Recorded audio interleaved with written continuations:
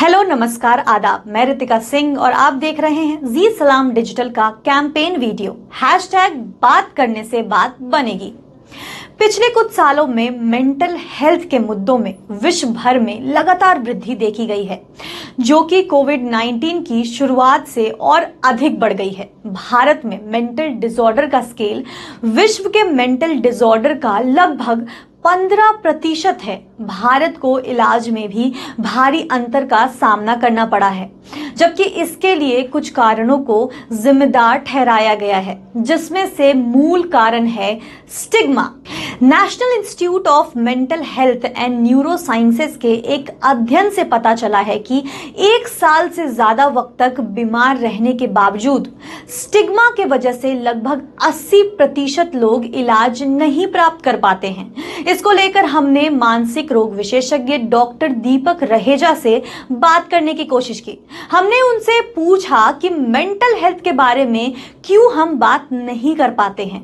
देखिए, बचपन से ही हमारा समाज हमें ये प्रोग्रामिंग देता है कि आप अगर किसी को अपनी मानसिक त्रास के बारे में बताते हैं तो उसको अपनी कमजोरी दे रहे हैं। और फिर ऐसे समाज में पले बड़े बच्चे, एक इंसान जब एक एडल्ट बनता है, कहीं उसके मन में एक शको शुबा रहता है कि अगर मैं अपनी मानसिक त्रास और तकलीफ के बारे में बात करूंगा तो सामने वाला व्यक्ति मुझे जज करेगा, मुझे अपॉर्चुनिटीज नहीं मिलेंगी। और इसी के चलते ही और कहीं हम उसके लिए पारिवारिक रूप से अगर बात करें तो कहीं एक गिल्ट का आभास होता है, एक जिम्मेदारी का आभास होता है, कहीं ये लगता है कि हमारा नाम खराब हो जाएगा। कुछ चीजें जो हैं वो गुप्त रोग हैं और मानसिक रोग भी उनमें से है, क्योंकि हम बात करने से इतने हिचकिचाते हैं, इतने डरते हैं कि जिसके कारण ये स्टिग्मा कम होने की बजाय बढ़ता चला जाता है। डॉक्टर दीपक रहेजा ने हमें मेंटल हेल्थ के ये स्टिग्मा को खत्म करने का भी उपाय बताया। देखिए, स्टिग्मा खत्म तब होगा जब हम इसके बारे में खुल के बात करेंगे। समाज के सभी पहिए जो हैं मिल के मानसिक रोगों का साथ देंगे, मानसिक रोगियों का साथ देंगे, उन्हें जज नहीं करेंगे, उन्हें अपॉर्चुनिटीज देंगे।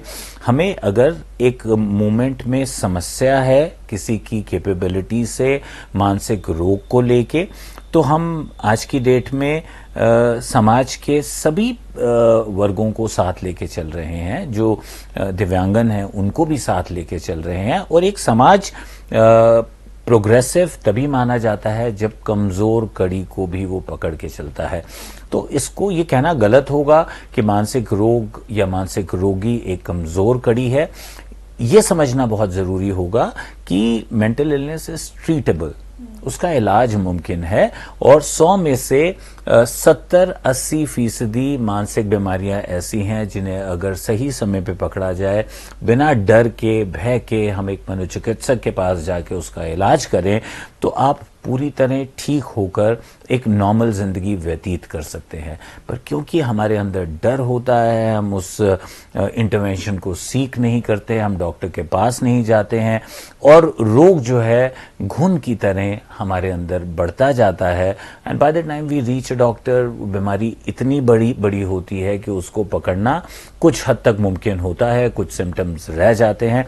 तो I think it is very important कि हम एक कैंपेन रन करें, जैसा WHO भी बात कर रही है कि मेंटल हेल्थ फॉर ऑल। और आज के समाज में because of the competitiveness, because of the stressor और जो प्रोटेक्टिव फैक्टर्स अब धीरे धीरे क्षीण होते जा रहे हैं। आप देखिए, जॉइंट फैमिली थी, जॉइंट फैमिली में दादा दादी, नाना नानी, मामा चाचा, ये सब एक तरह की हैंड होल्डिंग करके काउंसलिंग का ही काम किया करते थे। आपको बात करनी होती थी, आप दोस्त को फोन करते थे, वो झट से आपके साथ कॉफी पीने आ जाता था, 1 घंटा आपके साथ बैठता था। अब क्योंकि हम इतने सेल्फ सेंटर्ड होते जा रहे हैं, हम कहीं ये देखते हैं कि मेरे पास समय होगा कि नहीं होगा, मैं 1 घंटा अपने दोस्त को क्यों दूं। फिर हम बात करने से भी डरते हैं कि ये मुझे जज करेगा। And because of that fear, because of that Paranoia, जो व्यक्ति विशेष है वो और क्लैंप अप होता जाता है और हेल्प सीख नहीं करता। तो अगर हम मिल के हैंड होल्ड करेंगे, अगर हमें ये भय नहीं होगा बताने में कि आज मेरी तबीयत ठीक नहीं है क्योंकि मैं उदास महसूस कर रहा हूँ, आज मेरे घर में कोई त्रासदी है, आज मेरे घर में कोई परेशानी है और मेरा बॉस, मेरा सुपीरियर उस बात को समझेगा। और कहीं इसका धीरे धीरे अंश नज़र आने भी लगा है। कॉर्पोरेट ज़्यादा सचेत हो रहे हैं, सरकारी विभाग भी सचेत हो रहे हैं, and they are becoming more sensitive. तो इसके कारण अब लोगों में ये हिम्मत बन रही है कि वो कह पा रहे हैं कि वो डिप्रेशन का शिकार हैं या नशे की बीमारी का शिकार हैं या एंग्जाइटी का शिकार हैं और उसकी मदद लेने से हिचकिचा नहीं रहे। बात करने से बात बनेगी। अगर हम मेंटल हेल्थ की बात ही नहीं करेंगे तो ना सिर्फ मेंटल हेल्थ बल्कि फिजिकल हेल्थ, इमोशनल हेल्थ भी प्रभावित होगी, जिसका सीधा असर जिंदगी के हर क्षेत्र में पड़ेगा। रिश्ते खराब होंगे, जॉब परफॉर्मेंस पर भी असर पड़ेगा, यहाँ तक कि मेंटल इलनेस सुसाइड तक का भी कारण बन सकता है। इसलिए बहुत जरूरी है मेंटल इलनेस पर बात करना। तभी तो हम कहते हैं बात करने से बात बनेगी।